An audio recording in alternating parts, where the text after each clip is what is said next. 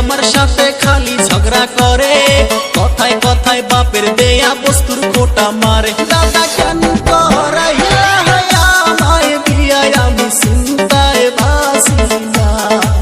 ও দাদা বিয়া না কইরা ভালোই ছিলাম, আমার টেনশন ছিল না।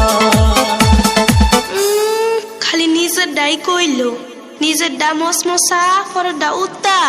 দাদা হুনো, 4 মাস হইছে বিয়া হইছে, কাছে আসে নাই, আমার কাছে বৈশা একটু আদর করে